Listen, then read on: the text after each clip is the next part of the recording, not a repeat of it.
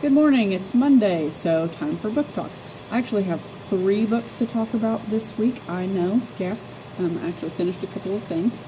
The first thing I'll talk about, These Shallow Graves, is a book that I've been listening to on audio for a while, let's say 4 or 5 weeks. It's taken me to work on it here and there. Not because it wasn't good, it was good. We have it here in print in the library if you'd like to check it out. It's by Jennifer Donnelly. And it is set in the early 1900s and follows Joe Montfort, who is a member of a fairly aristocratic, family with money in New York. And I think it's New York. Yes. And her father was part of a shipping company. And towards the beginning of the book, her father is found dead in his study in their home. Okay, the death is ruled an accident, but it kind of looks like it might have been a suicide, or is it?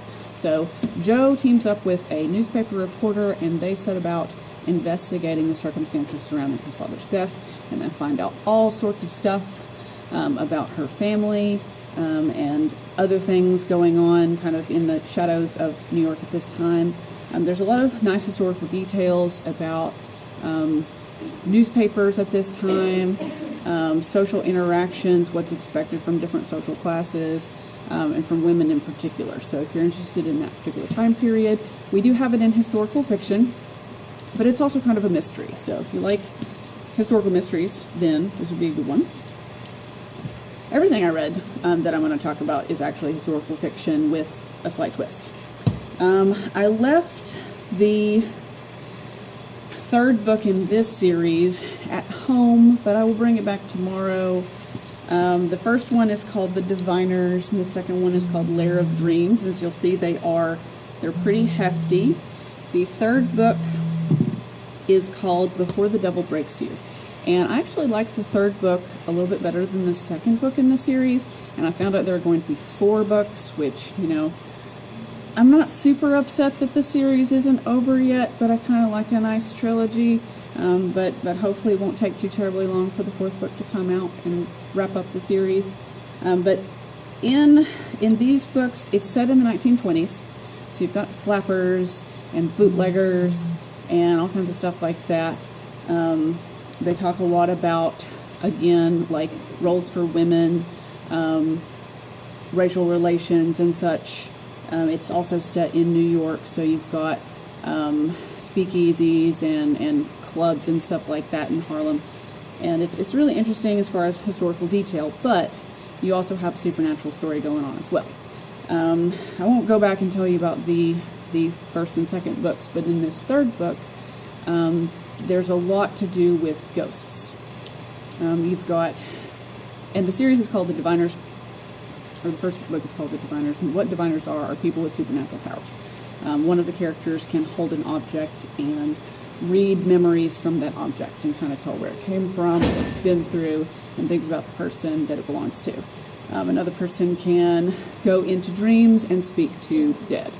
You've got people who can tell the future. There's a guy that can heal people. So, like I said, a lot of supernatural elements, and they're trying to not really solve a mystery, but trying to figure out how to prevent bad things from happening. So I highly recommend the series, and if you haven't read any of them, obviously start with book 1, and it's here in the library if you would like to check it out. The last book I'll talk about, Odd and True. This took me about a day and a half to read. It's by Kat Winters, and I don't have it here in the library yet, but I will be getting it. It is also set in the early 1900s, and it alternates chapters between, like, one sister will be telling one chapter from the past, and the other sister is telling the chapter from the present. So it goes back and forth between present day, what's going on right then, and events leading up to it, but from different sisters' perspective.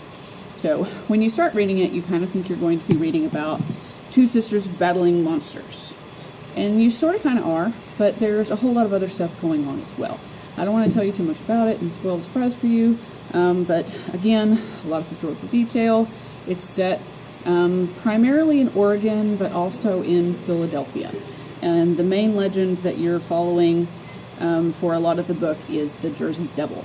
So, if you're interested in historical folklore, particularly of supernatural sort, teamwork between sisters, also, again, like I said, a lot of social detail about like what happens to girls who get themselves in precarious positions. Also, one of the sisters is a polio survivor, so she wears a leg brace, and there's a little bit more talk about polio and some other people that have had it in the book as well. So, but definitely good story, and I would highly recommend it to anybody that likes that kind of stuff. So, anyway, we will see you on Thursday with a tip, and I hope you have a lovely day.